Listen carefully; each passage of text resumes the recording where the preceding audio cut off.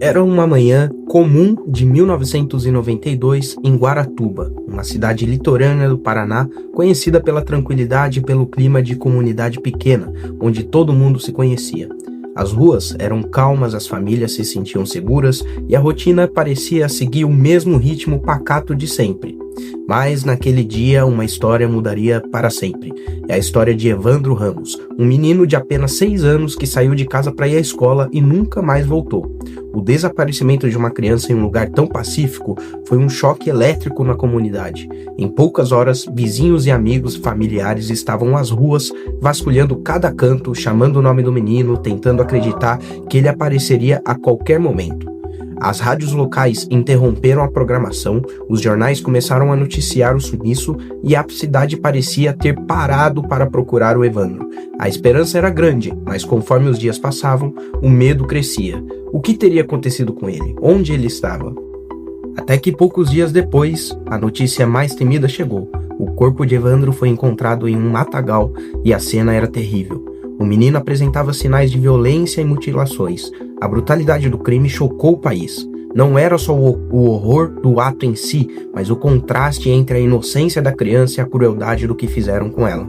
Guaratuba nunca mais seria a mesma. O caso tomou conta das manchetes nacionais, ganhou destaque nos telejornais e logo virou um símbolo de uma história de horror que parecia impossível de compreender. A sensação geral era de indignação e medo. Afinal, como algo tão monstruoso poderia acontecer ali, em uma cidade até então considerada segura?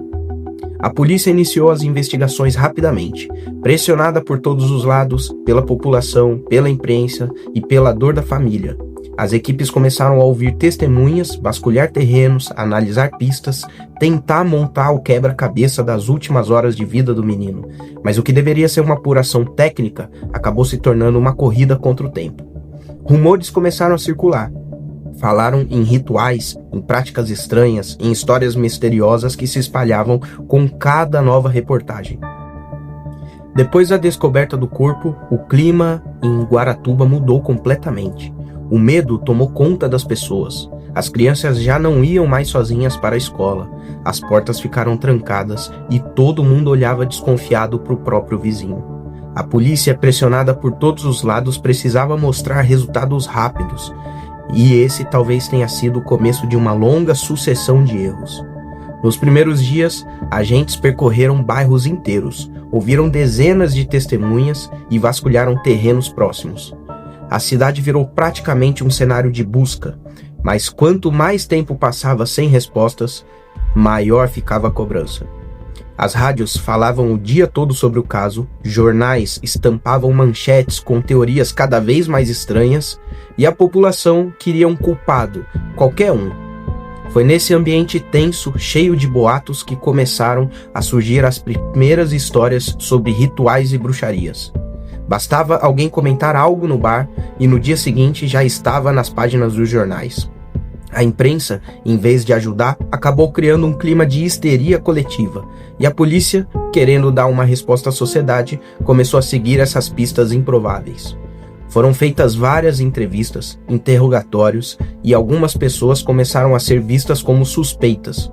Em pouco tempo, os investigadores apresentaram confissões gravadas em fita cassete, e essas fitas se tornaram a base de toda a acusação.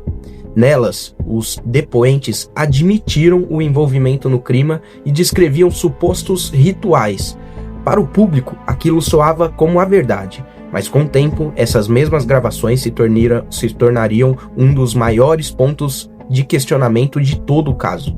A imprensa, com sede de notícias, acabou alimentando o medo e as teorias. Em pouco tempo, o caso ganhou contornos quase místicos e o nome As Bruxas de Guaratuba começou a aparecer em manchetes, transformando o crime em um espetáculo.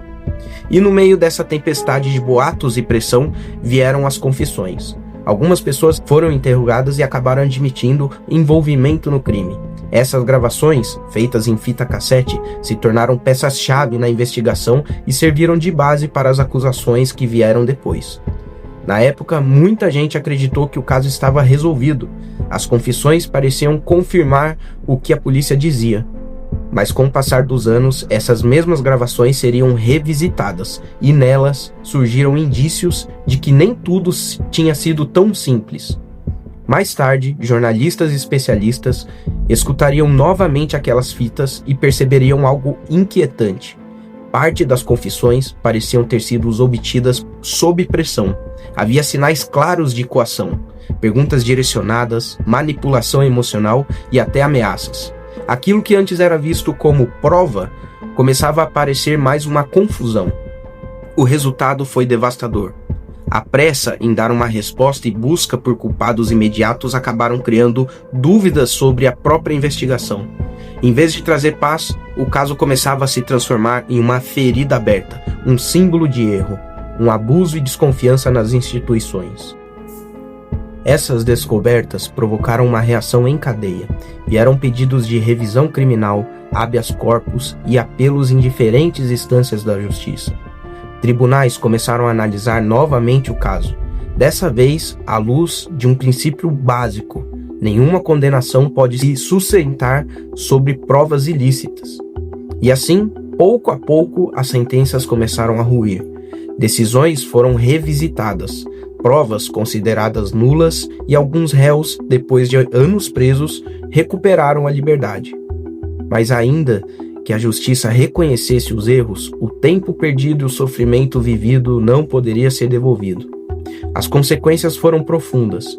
Para o condenado veio o alívio, mas também o peso de uma vida destruída pela desconfiança e pela dor. Para as famílias das vítimas, o sentimento era confuso, um misto de revolta e frustração. Afinal, se as condenações eram inválidas, o que dizer da perda do pequeno Evandro? O caso que antes simbolizava a vitória da justiça, agora se transformava em um espelho de erros do próprio sistema, e a pergunta que ecoava era inevitável: como um processo conduzido de forma tão falha pôde levar a condenações tão sérias? A partir daí começou um novo capítulo, um capítulo de revisões, retratações e principalmente de tentativas de reparar o que jamais poderia ser totalmente consertado. Este desfecho deixou uma sensação agridoce. A ciência finalmente apontou uma direção, mas a justiça formal nunca pôde ser feita. O caso continuou sem um fechamento oficial, e muitas perguntas ainda pairam no ar. O que ficou foi a lição. O caso Evandro mostrou com dor e clareza o quanto o sistema de justiça pode falhar quando a pressa, o medo e o sensacionalismo tomam o lugar da razão.